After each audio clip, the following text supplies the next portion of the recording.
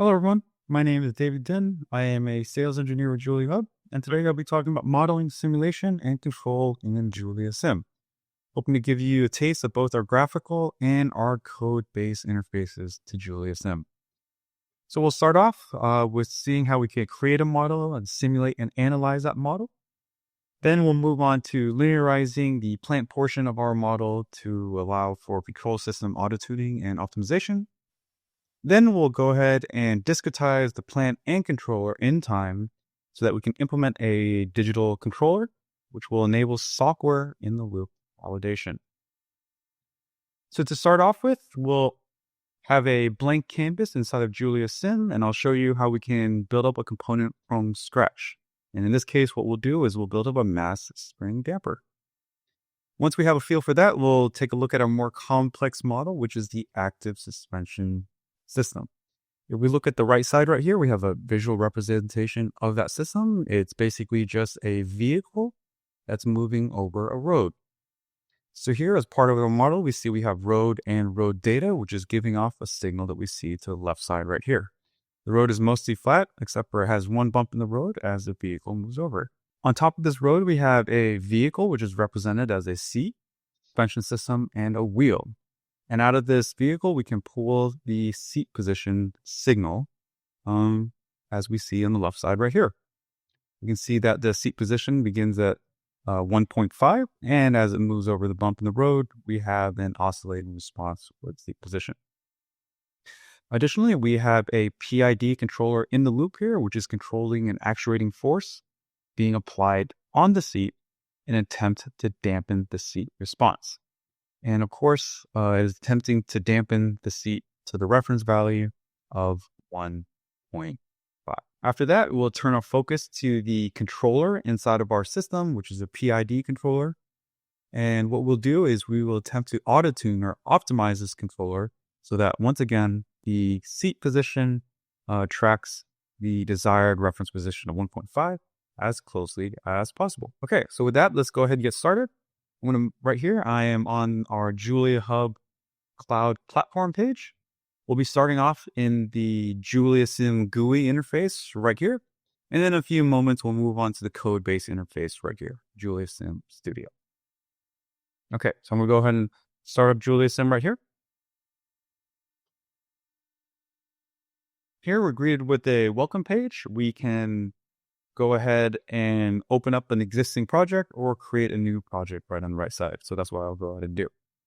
And projects side of JuliaSim or encapsulation of models inside of JuliaSim, meaning they contain all the information needed for both graphical and code-based representations of the model. And these projects are backed up as Git-based repositories on our cloud platform. Okay. So before we start doing anything, let's go ahead and orient ourselves with the interface here. Right in the middle here, we have our workspace area. Later on, when we have models open, we'll be able to see their schematics right here in the workspace area. Along the bottom here, we have our simulation panel. When we run analysis in a moment, we'll be able to see the results of those analysis in the simulation panel. And then finally, on the left side over here, we can see that we're currently on the library tab. And we have two libraries already loaded into our project. First, we see the standard JuliaSim modeling language library in here, and also the library that we just created specifically for this project. Okay, so now what we're going to do is create a mass spring damper. What I'm going to do is I'm going to import some standard libraries to help me do that. So what I'm going to do right here is I'm going to import in block components, JuliaSim example components, and translational components. I can see those libraries populate on my left side right here. What I'm going to do is expand my demo library, and I'm going to click on Add a Component. So now we see we have a new component in our library, and that component's schematics now being shown in the workspace area. And of course, that schematic is just blank right now. So the first thing I'm going to do here is I'm just going to rename my component here by expanding the parameters panel, and I'm going to give it a name of mass spring damper. Okay, so now I can start building up my component.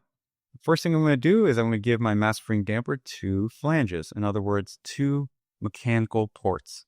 And these will be used to allow us to connect this mass spring damper onto other components later on.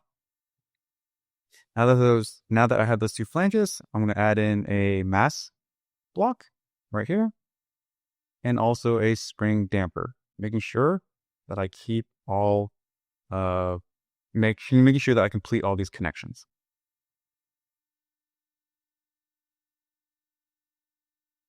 Okay, so now that's it. Now we have a mass spring damper component. We can think of it like this, and we can use this component to build up more complex models in a component-based approach.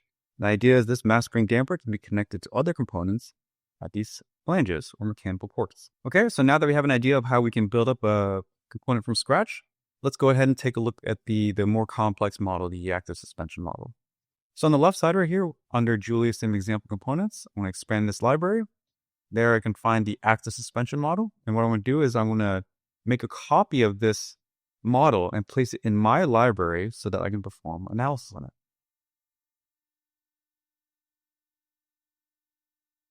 Okay, so now I see I have an active suspension model inside of my library that's being shown in the workspace right here. What I'm going to go ahead and do is I'm going to rename this active suspension model so that we can, so I don't confuse it with the standard model I copied from.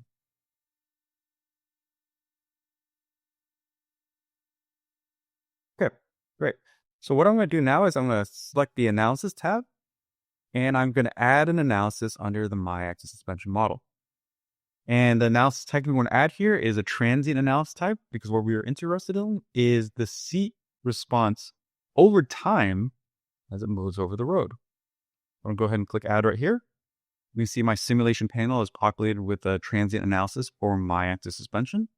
I'm going to go ahead and click run right over here. And in a moment, when the result or simulation is done, we'll be able to plot our results right here in the results tab.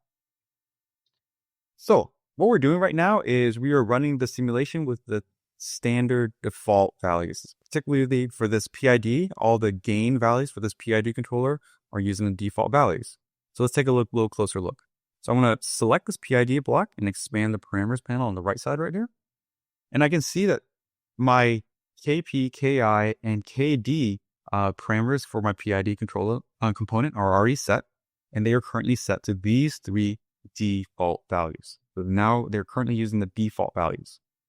We can see if I expand this drop-down menu, I can choose any of the default values, or I can specify my own custom value for this PID controller. So if you're wondering where these default values come from, it turns out that the PID block is able to inherit from its top level My Active Suspension block. So what I'll do right now is I'm just going to go ahead and click somewhere in this blank canvas. And I can see my parameters panel right here has now changed to My Active Suspension parameters. And if I scroll down, I'll see right down here that we have the three default values for P, I, and D. And this, of course, is what the PID controller is inheriting as its default values. So if you want to change the PID gains at any point, we can either change them right here at the top level component, which will change their default values, or you can instead just go ahead and click into the PID block and set your own custom value right there. So I'm happy with using the default values right here. So I'm just going to go ahead and leave it as is. Looks like our simulation is finished up. So I'm going to go ahead and plot some of the variables from our simulation. What I'm interested in plotting is the force that the road is applying on my wheel, the force that the actuator is applying on the seat, the actual seat position signal, and the resulting error signal from that. Okay, so these are the four things we're going to plot right now. So I'm going to expand this, and I'm going to go ahead and create a visualization. The type of visual, I'm going to plot the road force right here. Also going to plot the force from the actuator, the seat position, and the error. Okay, so now that we can see these have been plotted, let's just take a closer look. So this right here, we can see that this is the amount of force being exerted on our vehicle by the road. Here's the force being exerted on the seat by the PID actuator. And of course, as a result of these two forces, we can see that we have a seat position signal pulled out of that. And then, of course, the error signal is going to look pretty similar to the seat signal because the error signal is simply the seat signal minus 115.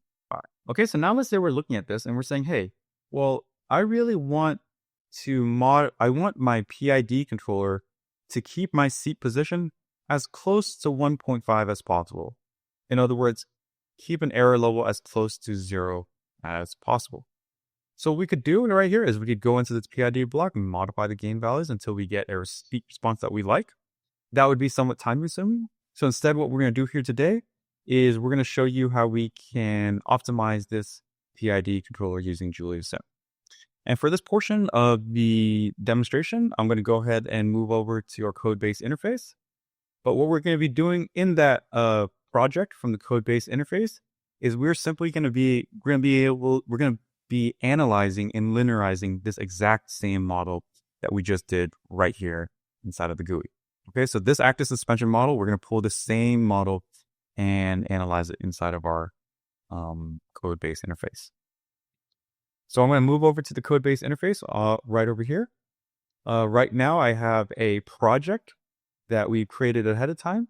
And this project, what it does is it takes that same active suspension model that we just saw, and we're going to do some auto-tuning on the controller portion of this model. Okay. So what I'm going to be doing is I'm not going to be talking through every single line of code here, but I'll be talking through things at a high level. Okay. So the very first thing we do right here is, of course, bring in that active suspension model for analysis.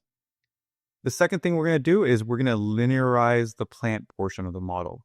And the reason we do this is so that we can more easily analyze and design a controller for this model. So here I plotted the Bodhi plot for the linearized plant so that we can kind of understand the phase and magnitude responses with respect to frequency.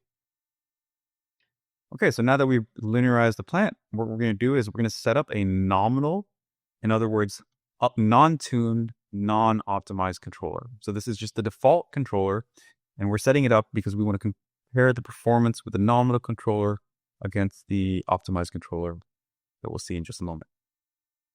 So the next step here is we're going to set up the auto-tuning code to optimize and auto-tune that PID controller using JuliaSim control. So I'm going to go ahead and run this code right here. There we go. Optimal solution found. So now that we have the optimal controller and we also have the nominal controller, let's do some closed loop validation with the reference system. So the reference system is the system before we've linearized it, right? We just want to see how well the nominal and optimal controllers do against the reference system. So I'll go ahead and run this code right here. And now we can see our validation against the reference system. So first of all, we can see how well the nominal controller does against the reference system. We can see this error signal here in blue. And this is similar to what we just saw earlier inside of the GUI, right? This error in blue right here is the same as what we saw right there. Okay. But in addition to the blue error right here, we also have the error against the reference system when using the optimized controller. And we can, of course, see that the optimized error right here in red is a significant improvement over the error when using the nominal controller. So with that, we can say that we are confident that the optimized controller performs better than the nominal one against the reference system. Okay. So now the next step we want to do, now that we've validated against the reference system, is we want to validate our controllers against the linearized system. Okay. So what I'm going to go ahead and do is just run this code right here. And now on our plot, we see a few more signals. We see how well the nominal controller does against the reference system and the linearized system. We can see those signals here against in green and blue right there. The main signals we're interested in right here is how well the optimized controllers do against the reference and linearized system, and if there are any differences. And in this case, we can see that both the error for the reference system and the linearized system, when using the optimized controller, their error signals are actually overlap right here in purple. So we are confident that the optimized controller performs well in both the reference and linearized system based on this signal right here, the purple signal right here. Okay. So now that we've validated against the reference and linearized systems, the next thing we need to do is discretize the plant and controller in time so that we can embed or implement a digital controller. So what I'm going to do right here is I'm going to run this code. So the first thing we have is just a simple validation with the discretized system, right? So we can see that the error when using the optimized controller against our discretized system is low. So we confirm validation there. And the last thing I want to show you before we move on to the software in the loop validation is the control signal being given off by the controller against a discretized system. Now if I go ahead and plot the final control signal, pull out the final control signal value, we see that the final control signal is a value of negative 8.98. Negative 8.98. That was the final control signal given off in our simulation at a time of 10 seconds. Okay, so I just want you to keep this number in the back of your head. So the next thing we're going to do is we need to do the software in the loop validation. So we went ahead and compiled the controller into a binary and implemented a software in the loop algorithm. And that's what we'll do. That's what we'll perform right now. So I'm going to go ahead and open up a new terminal right here. I'm going to CD into the folder, which contains the software in the loop program we'll execute. And then now I'll simply execute that program, which is the PID program. Okay, so in our software in the loop testing, it looks like at a simulation time of 10 seconds, in other words, the very end of the simulation, the final control value returned was negative 8.97. So the final control value returned at the end of our simulation at a time of 10 seconds is negative 8.97. And if we compare that against the final control value returned when we were using the control in our discretized system, is negative 8.98. So the difference between the two values we just saw is a difference of 0.1%. The difference between this value and this value is about 0.1%. And if we assume that error is within our acceptable bounds, we can say that we have completed our software in the loop validation. Okay. So in summary, what we went over today was how we can create models and simulate and analyze them inside of JuliaSim. We then linearized the plant portion of the model to allow for control system autotuning and optimization. We discretized the plant and controller in time to implement a digital controller, ultimately enabling software in the loop validation. That concludes my presentation today. I hope you learned something and appreciate you tuning in.